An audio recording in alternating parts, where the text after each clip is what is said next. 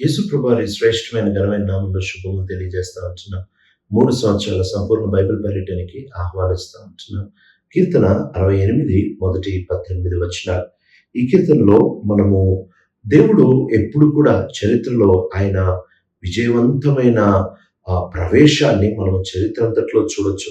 ప్రాముఖ్యంగా 17వ వచనం, 24వ వచనం, 35వ వచనంలో మందసము తీసుకొని వచ్చిన సందర్భములాగా మనకి కనిపిస్తా ఉంటది. కీర్తన 24లో కూడా ఇదే సందర్భాన్ని మనము చూడొచ్చు. ప్రత్యేకంగా 2వ సమూయేలు గ్రంథం 6వ అధ్యాయం 15 నుంచి 17 వచనాల వరకు ఇశ్రాయేల్ అంతా మందసాన్ని ఎంతో ఉత్సాహముతో, కేకలతో,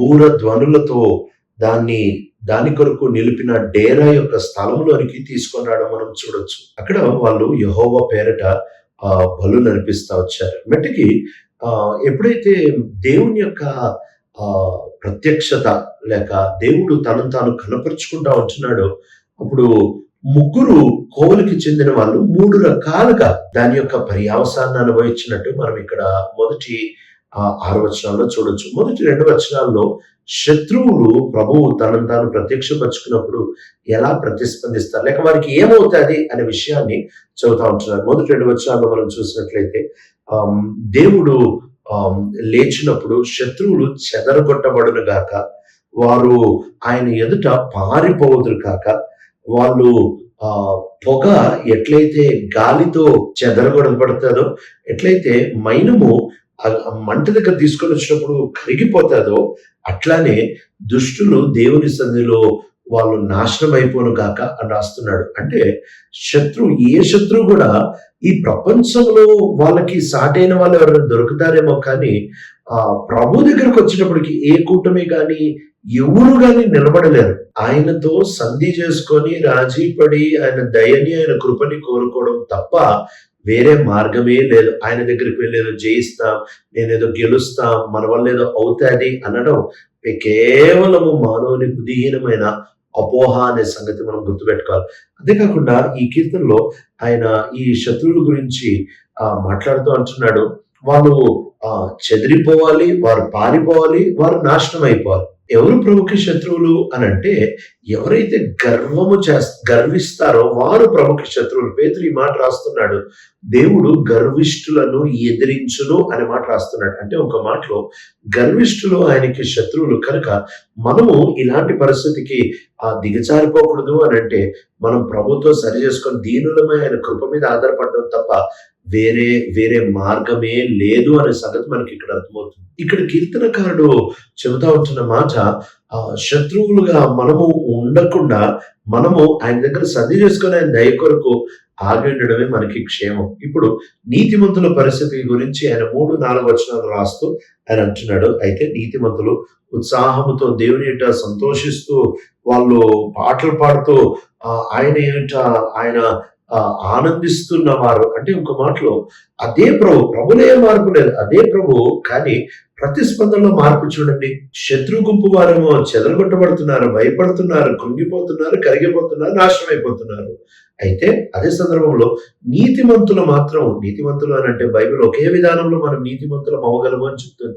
అది దేవుని యొక్క కృపపై విశ్వసించడం బట్టి మనం నీతిమంతులం, దేవుణ్ణి నమ్మడం బట్టి మనం నీతిమంతులుగా తీర్చబడతాం. కనుక మనం ఇక్కడ నీతిమంతులు అని అంటే ఆయన కృప మీద ఆధారపడే వారిని చూసినట్లయితే వారు ఆనందిస్తారు, ఉల్లసిస్తున్నారు, వాళ్ళు కలిసి వచ్చి పాటలు పాడుతూ ఉంటారు. 3వ గుంపుని మనం చూసినట్లయితే ఈ గుంపు 5-6 వచనాల్లో మనకు కనిపిస్తూ ఉంటది. వీళ్ళు దిక్కులేని గుంపు లేక నిస్సహాయ గుంపు, తండ్రి లేని వారు, ఆ తర్వాత ఆయన ఈ విధవరాలని కాపాడువాడు, దేవుడు తన పరిశుద్ధాలయంలో ఉన్నాడు, ఆయన ఒంటరి వారిని కుటుంబాలుగా స్థిరపరచువాడు, ఆయన చెరసాలలో ఉంచిన వారిని ఆనందంతో బయటకు తీసుకొని వచ్చేవాడు అని రాస్తూ వీళ్ళందరూ నిస్సహాయులు అని రాస్తున్నారు. అయితే ఇదే 6వ వచనం చివరిలో తిరుగుబాటు చేయువారు మాత్రము ఎండ లేక నీళ్లు లేని దేశంలో నాశనం అయిపోతారు అని రాస్తున్నారు.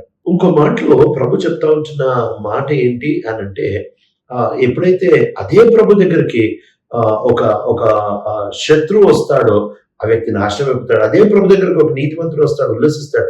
అదే ప్రభు దగ్గరకు ఒక నిస్సహాయ పరిస్థితి వస్తే సహాయం పొంది క్షేమాన్ని పొందుతాడు. కనుక ప్రభు మారడు, ప్రభు ఒకే ప్రభు. మనము ఆయన దగ్గరికి ఎలా వస్తున్నాము అనేది చాలా ప్రాముఖ్యం. 7వ వచనం నుంచి మనం గనక చూసినట్లయితే 7 నుంచి 18వ వచనం వరకు ఇది గతంలో న్యాయాధిపతుల గ్రంథం 5వ అధ్యాయం 4-5 వచనాల్లో దెబోరా పాడిన పాట, అంటే సిసెరాని ఎలా చంపబడ్డాడో ఆ సందర్భాన్ని మనము 7 నుంచి 18 వరకు అదే చరిత్ర కి పోలిన సందర్భాన్ని మనం ఇక్కడ చూడొచ్చు. ప్రభు వారి పక్షంగా ఎట్లా కార్యం చేశాడు, ఎట్లా వారిని సమకూర్చాడు, ఎట్లా వారిని భద్రపరిచాడు అనే విషయాన్ని మనం చూడొచ్చు. అంతేకాకుండా 11వ వచనం 2వ భాగం దగ్గరికి వచ్చేటప్పటికి ఒక అర్థం కాని ఒక విచిత్రమైన మాట రాస్తూ వచ్చారు. ఆయన రెక్కలు, ఆ గువ్వ యొక్క రెక్కలు అది వెండితో పైన పూత పూయబడతా వచ్చింది. వాటి ఈకలు మెరుగుచిన బంగారంను పోలి ఉన్నది అని అంటే, ఈ మాటకి సరైన స్పష్టమైన అర్థం మనకి బహుశా కనపడకపోవచ్చేమో, కానీ న్యాయపత్ర గ్రంథం 5వ అధ్యాయం 30వ వచనం, అంటే పైన చూసాం కదా, అదే సందర్భంలో చెబుతా ఉంటున్న మాట, స్త్రీలు వెళ్ళి విపరీతమైన బుట్ట పని చేయబడతా వచ్చిన వస్త్రములను కొలసముగా తీసుకొని వచ్చిన సందర్భాన్ని మనము న్యాయాధిపతుల గ్రంథం 5వ అధ్యాయం 30వ వచనంలో చూడొచ్చు. అంటే ఒక మాటలో ఎప్పుడైతే ప్రభువు వారికి విజయం అనుగ్రహిస్తూ వచ్చాడో, దేవుడు వాళ్ళకి మేలు చేసేవాడిగా, వారికి బహుమానాలు ఇచ్చేవాడిగా, వారిని విపరీతమైన చక్కటి సొమ్ముతో తృప్తిపరిచేవాడిగా మనము ఇక్కడ లేఖనాల్లో చూడొచ్చు. ప్రత్యేకంగా ఈ 13వ అధ్యాయములో మనము చూసినట్లయితే ఆ యొక్క కొలసొమ్ము, లేకపోతే నిర్గమకాండం 25వ అధ్యాయము 20 నుంచి 22 వచనాల వరకు మందస్సములో ఉంచిన ఆ కెరూబు యొక్క రెక్కగా మనం చూడొచ్చు. అంటే మెట్టుకి ప్రభు ఎప్పుడు వచ్చినా కానీ, ఎప్పుడు ప్రవేశించినా కానీ ఆయన వారికి మేలు చేసేవాడిగా మనం చూడొచ్చు. అయితే ఇదే మాటని యేసుక్రీస్తు ప్రభు వారి పునరుద్ధానానికి జోడించి అపోస్తలుడైన పౌలు ఎఫెసీయులకు రాసిన పత్రిక 4వ అధ్యాయం 8వ వచనంలో ఆయన రాస్తా ఉంటున్నాడు. ఆయన పాతాళంలో నుండి మరలా తిరిగి వచ్చి ఆయన ప్రజలకి బహుమానాలు ఇచ్చాడు అనే మాటని అపోస్తలుడైన పౌలు ఇక్కడ రాస్తా ఉంటున్నట్టు చూడొచ్చు. అంటే ప్రభు ఎప్పుడు వచ్చినా కానీ ఆయన మేలు చేసేవాడిగా, ఆయన క్షేమం ఇచ్చేవాడిగా, ఆయన భద్రత ఇచ్చేవాడిగానే ఈ కీర్తన ప్రభుని చక్కగా ముందు పెడతా ఉంది. అంతేకాకుండా ఈ మనస్సును ఎప్పుడైతే వస్తా ఉందో, కీర్తన 24లో మనం చూసినట్లయితే, ఓ గుమ్మములారా మీ తలలు పైకెత్తుడి, మహిమ గల రాజు మీలో ప్రవేశిస్తా ఉంటున్నాడు అని కీర్తన కూడా ఇదే సందర్భానికి మనము చూడొచ్చు. అంటే ఇంకో మాటలో ప్రభు ఆయనే, ప్రభులో మార్పు లేదు. అయితే మనం ఆయనతో ఎట్లున్నామో అనేది ప్రాముఖ్యము. మనం ఆయనతో గనక సరిగ్గా ఉంటే మనకు ఎంతైనా మేలు క్షేమమే జరుగుద్ది. యేసుక్రీస్తు ప్రభువారు మృతులలోనికి వెళ్ళి ఆయన పాతాళంలోనికి దిగి ఆయన సజీవుడిగా తిరిగి లేచి బహుమానాలు ఇచ్చిన వాడిగా మనం చూడొచ్చు. ఇంకో మాటలో ఈ మాటను కొంచెం ముందుకు తీసుకెళ్లి అపోస్తలుడైన పౌలు ఏ బహుమానాలు అని రాస్తాడు అని అంటే, సంఘంలో సేవ చేస్తా ఉంటున్న ప్రతి పిలుపుని అక్కడ రాస్తూ ఆయన సేవకులు కావచ్చు, సువార్థికులు కావచ్చు, అపోస్తలులు కావచ్చు, ప్రవక్తలు కావచ్చు, బోధకులు కావచ్చు, వీటికి వీళ్ళందరి యొక్క సామర్థ్యం తిరిగి లేచిన ప్రభు దగ్గర నుంచి వస్తా ఉంది. ఇంకో మాటలు చెప్పాలి అని అంటే, మందసం వచ్చినప్పుడు దేవుడు వారికి క్షేమం ఇచ్చాడు. సిసేరా కాలంలో కూడా దెబోరా వెళ్ళినప్పుడు ప్రభు వారికి తోడుగా ఉండి వారికి కొల్లసొమ్మనిస్తా వచ్చాడు. యేసు ప్రభు తిరిగి లేచినప్పుడు ఆయన మనకి ఎంతైనా ఆత్మీయ మేలుని చేస్తా వచ్చారు. కనుక ప్రభు ఎప్పుడు వచ్చినా మనకి మేలు చేస్తాడు. మనం ఆయన వైపు ఉన్నామా, మనం ఆయనతో బాగున్నామా, అదొక్కటే చూసుకోవాలి.